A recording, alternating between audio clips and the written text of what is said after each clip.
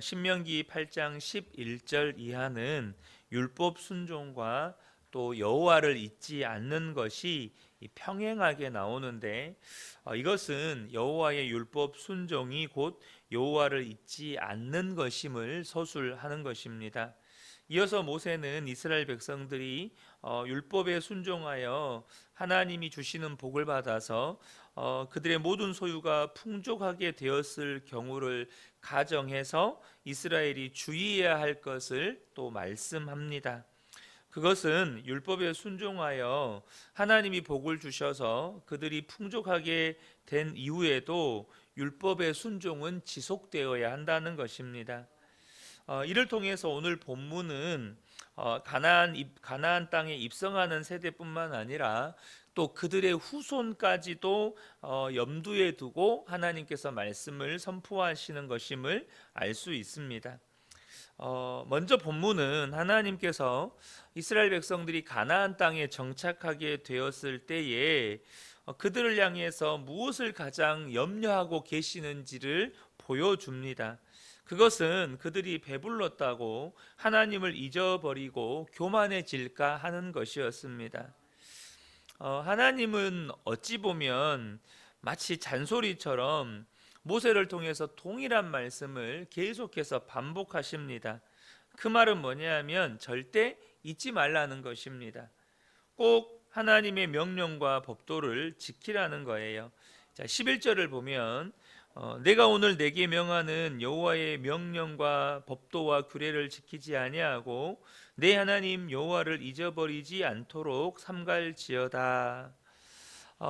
지금 이스라엘 백성들에게 하나님께서 뭐라고 말씀하시냐면 여호와의 명령과 법도와 규례를 지키지 아니하고 내 하나님 여호와를 잊어버리지 않도록 스스로 조심해라, 이렇게 말씀하고 계시는 것입니다. 이는 그만큼 이스라엘 백성들이 가나안 땅 정착한 이후에 그들의 신앙이 변질될 것에 대해서 염려하시는 것입니다. 여러분, 이것은 예수를 믿는, 오늘날 예수를 믿고 신앙생활을 하는 저와 여러분도 마찬가지입니다.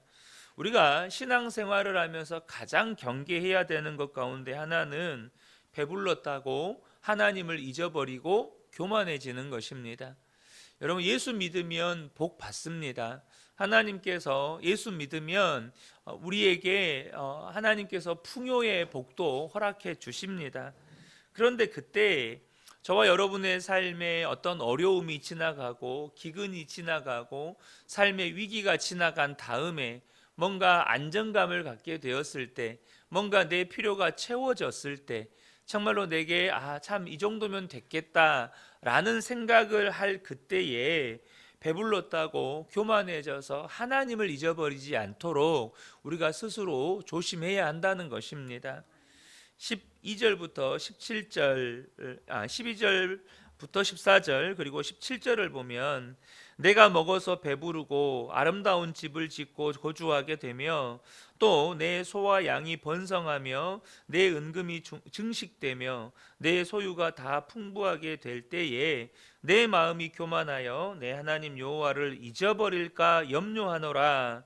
17절 하반절에 내가 마음에 이르기를 내 능력과 내 손의 힘으로 내가 이 재물을 얻었다 말할 것이라.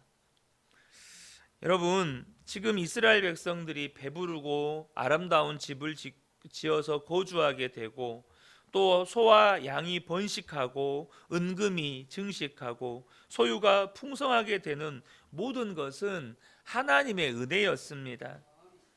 그들이 이처럼 번성하고 또 풍성하게 된 것은 자연적으로 발생한 게 아닙니다. 하나님께서 애굽의 종되었던 그들을 인도하셔서 가나안 땅으로 들이셨기 때문입니다. 그들이 스스로 애굽에서 나왔고 그들이 스스로의 힘으로 가나안 땅을 차지했고 그래서 그들이 가나안 땅에 정착하게 된 것이 아니라는 것입니다. 하나님의 은혜였고 하나님의 선물이었다는 거예요. 18절에 이렇게 이야기합니다. 내 하나님 여호와를 기억하라. 그가 내게 재물 얻을 능력을 주셨음이라. 가나안 땅에 정착한 이후에도 하나님께서 그들에게 재물 얻을 능력을 주셨기 때문에 그들이 풍족하게 된 거라는 것입니다. 그러므로 이것이 내 수고나 내 능력의 결과가 아니라 하나님의 선물이고 은혜였다는 것을 기억해야 한다는 것입니다. 사랑하는 성도 여러분, 우리의 삶에 하나님의 은혜가 아닌 것이 없습니다. 분명히 성경은 재물 얻을 능력도 하나님이 주셨다는 거예요. 어떤 분들은 태어날 때부터 좀 탁월한 분들이 있어요. 우리 흔히 그러잖아요. 공부가 제일 쉬웠어요. 뭐 수능 만점 받은 우리 이렇게 수험생들 이야기 들어보면 가끔씩 정말 가슴 쓰린, 우리한테는 가슴 쓰린 이야기를 하죠. 공부가 제일 쉬웠다는 거예요. 뭐 어떤 분들은 돈 버는 게 제일 쉬웠어요, 이렇게 말씀하시는 분도 있겠고, 또 어떤 분들은 운동을 탁월하게 잘해서 운동하는 게 제일 쉬웠어요, 이렇게 말할 수도 있겠죠. 태어날 때부터 그런 천부적으로 그런 재능을 타고날 수도 있습니다. 그런데 여러분, 그게 내 능력이거나 내 힘이 아니라는 거예요. 하나님께서 선물로 주신 거라는 겁니다. 그러므로 사람이요, 이게 우리가 어떤 풍요를 누리고 또 우리가 어떤 성공을 누리고 또 우리가 소위 말해서 부요함을 누리게 될 때, 이것이 내 능력과 내 힘으로 내가 이 재물을 얻었다, 내 수고와 노력으로 내가 성공한 것이다, 이렇게 여기고 사는 순간부터 하나님의 선물이 은혜인지를 모르게 된다는 거예요. 이것을 내 힘으로 얻었다, 내 힘으로 이 자리에 올랐다, 내가 능력이 있어서 이렇게 되었다 라고 여기고 사는 그 순간부터 하나님이 우리에게 주신 선물들이 은혜인 것을 잊어버리고 산다는 것입니다. 반면에 나라고 하는 존재가 하나님의 인도함을 받고 하나님의 말씀에 순종해야 하는 존재임을 기억하는 동안에만 하나님의 선물이 은혜인 줄 알게 되고 그것이 감사가 되는 거예요. 여러분은 여러분 스스로를 향해서 어떻게 생각하십니까? 내가 능력이 있어서 이만큼 얻게 된 거지, 내가 능력이 있어서 이만큼 소유하게 된 거지. 여러분, 사실 이것은 사람의 본성입니다. 사람의 본성이에요. 바벨론의 느부갓네살 왕이 그 넓은 제국을 호령할 때 그가 성 위에 올라가서 자기가 건설한 바벨론 성읍을 보면서 그렇게 이야기했습니다. 이것이 다 내 힘과 내 능력으로 이룬 것이라고.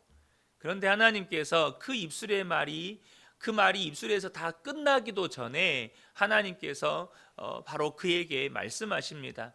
이것이 네가 한 게 아니라 내가 너에게 준 선물이다. 네가 이것을 잊어버렸기 때문에 너는 이제는 광야에서 유리 걸식하면서 풀을 뜯고 정말로 거린처럼 살게 될 거다라고 하나님이 말씀하셨습니다. 여러분, 감사를 잃어버리는 풍요는 우리의 신앙에 덫이 됩니다. 또 감사를 잃어버린 번영은 우리의 신앙에 독이 됩니다. 감사를 잃어버린 형통은 우리의 신앙에 해가 됩니다. 그러므로 여러분, 우리가 잊어버리는 것, 하나님께서 이 모든 것을 내게 선물로 주셨다, 이 모든 것은 하나님의 은혜다 라고 하는 것을 잊어버리는 것은 여러분, 하나님과 단절되고 또 하나님을 잃어버리는 삶으로 가는 필수 단계입니다. 여러분 어떻습니까? 지금 여러분의 삶에 이것은 하나님이 내게 주신 건데, 이건 하나님이 내게 은혜로 주신 건데, 정말 감사합니다 주님, 왜 나 같은 사람에게 이런 은혜를 베푸십니까? 여러분, 하나님께서 내게 은혜를 베푸셨다는 사실을 잊어버리고 스스로 지금 높아져 있다, 그것은 내가 하나님을 잃어버리는 삶으로 가는 지금 계단을 밟고 있다. 여러분, 이 위험 신호라는 사실을 꼭 기억하셔야 합니다. 우리의 삶에 하나님이 은혜로 주시지 않은 것이 없다는 것입니다. 그러면 여러분, 저와 여러분이 하나님의 은혜를 잊어버리지 않으려면 어떻게 해야 합니까? 하나님을 잊어버리지 않고 하나님이 내게 은혜로 베푸신 것임을, 내 삶의 이 모든 것들을 은혜로 베푸셨다는 것을 잊어버리지 않으려면 어떻게 해야 하는 것일까요? 여러분, 광야보다 더 위험한 땅이 사실은 가나안입니다. 방랑 생활보다 정착 생활을 할 때 하나님을 인정하기가 어렵습니다. 여러분, 애굽이나 광야에서보다 그들이 더 비워지고 낮아지지 않으면 가나안 땅에 살 수가 없어요. 왜냐하면 이 가나안 땅은 풍요의 땅이거든요. 그래서 그들이 앞서도 우리가 본문에서 보았지만 그들은 수많은 가축과 은금과 수많은 풍요로움을 그들은 누리게 될 땅이 이 가나안 땅입니다. 그래서 하나님이 아닌 다른 것들이 그들의 마음을 채우게 될 위험성이 매우 높은 땅이 가나안 땅입니다. 풍요가 분명히 하나님께서 우리에게 은혜로 주시는 복이고 선물이지만, 또 한편으로는 풍요가 우리의 마음을 하나님으로 채워야 되는데 우리의 마음에서 하나님을 빼버리고 우리의 마음을 하나님 대신 채워버릴 수 있는 위험성을 내포하고 있는 게 이 풍요로움입니다. 그래서 여러분, 이 가나안 땅은 어찌 보면 애굽이나 광야에서보다 더 비워지고 낮아져야 하는 땅이라는 것이죠. 그래서 하나님이 하신 일이 뭐냐 하면 징계로 40년 광야 학교를 통해서 이스라엘 백성들을 훈련시키신 것이었습니다. 분명히 광야 40년은 그들의 불순종으로 자초한 징계의 결과이지만 동시에 하나님이 허락하신 훈련 기간이었습니다. 바로 하나님을 경험하고 자신의 한계를 인식하는 시간이었어요. 14절부터 16절을 보면 내 마음이 교만하여 내 하나님 여호와를 잊어버릴까 염려하노라. 하나님께서 가나안 땅에 들어가서 그들이 풍요를 누리게 될 때 하나님을 잊어버릴 것을 염려하신다고 말씀하시면서 다음에 하시는 말씀이 뭐냐면 여호와는 너를 애굽 땅 종되었던 집에서 이끌어내시고 너를 인도하여 그 광대하고 위험한 광야 곧 불뱀과 전갈이 있고 물이 없는 간조한 땅을 지나게 하셨으며 또 너를 위하여 단단한 반석에서 물을 내셨으며 내 조상들도 알지 못하던 만나를 광야에서 내게 먹이셨으니.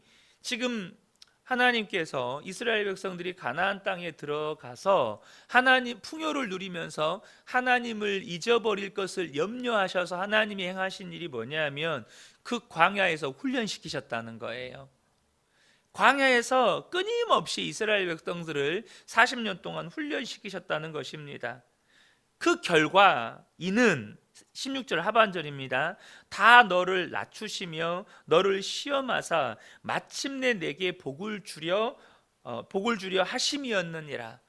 그렇게 40년 동안 그들을 광야에서 훈련시키신 것은 낮추시고 시험하셔서 마침내 그들에게 복을 주시려고, 복 받을 수밖에 없는 사람으로 만드시려고 하나님이 그렇게 하셨다는 것입니다. 이 광야는 하나님이 그들을 인도하지 않으시면 어디로 갈지를 모르는 땅이었습니다. 하나님이 공급하지 않으시면 먹을 것, 마실 것, 의복 어느 것 하나 해결할 수 없는 그런 땅이었습니다. 바로 그 시간들을 통해서 철저하게 이스라엘 백성들을 훈련시키셨다는 거예요. 다시 말해서 출애굽의 은혜, 또 위험한 그 광야에서 구름 기둥으로 인도하심, 불 기둥으로 보호하심, 단단한 반석에서 물을 내시고 또 만나를 먹이시고 아름다운 땅으로, 이 가나안 땅으로 이르게 하신 이 모든 것들은 그들의 온 몸과 마음에 하나님을 새기는 시간이었습니다. 하나님이 그들에게 베푸신 은혜를 그들의 마음에 새기는 시간이었어요. 아, 그래, 하나님이 우리를 출애굽시켜 주셨지, 우리를 먹이셨지, 우리를 입히셨지, 우리의 필요를 공급하셨지, 우리를 이 아름다운 땅으로 인도하여 주셨지. 끊임없이 하나님을 기억하도록 그들의 마음에 새기는 훈련 시간이었습니다. 마찬가지입니다. 우리가 예수를 믿고 살아갈 때 정말 중요한 것이 날마다 매 순간마다 하나님을 기억하는 것, 그리고 하나님이 행하신 일을 기억하면서 사는 것입니다. 이를 위해서 우리가 날마다 훈련해 가셔야 합니다. 고린도후서 13장 5절 상반절을 보면 너희는 믿음 안에 있는가 너희 자신을 시험하고 너희 자신을 확증하라 라고 말씀하십니다. 날마다 우리의 믿음, 우리가 하나님을 기억하도록, 하나님이 행하신 일들을 기억하도록 우리 자신을 시험하고 확증하고 우리 자신을 훈련해야 한다는 것입니다. 사도 바울은 특별히 무엇을 시험하고 확증하라고 말씀합니까? 방금 읽었던 고린도후서 13장 5절 하반절 보면 예수 그리스도께서 너희 안에 계신 줄을 너희가 스스로 알지 못하느냐? 그렇지 않으면 너희는 버림받은 자니라 라고 말씀합니다.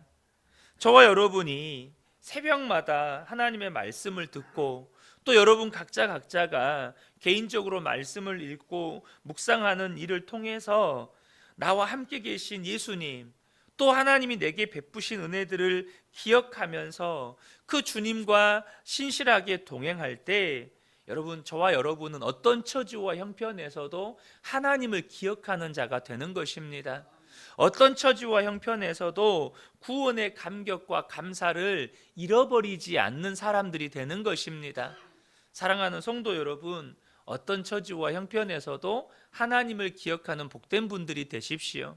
하나님이 내게 행하신 그 놀라운 은혜들을 날마다 기억하면서 오히려 내 안에서 내가 처한 처지와 형편이나 상관없이 그 은혜에 감격하고 감사가 넘치게 되고, 그래서 하나님의 복을 누릴 수밖에 없는 그런 복된 분들 되시기를 예수님의 이름으로 축복합니다.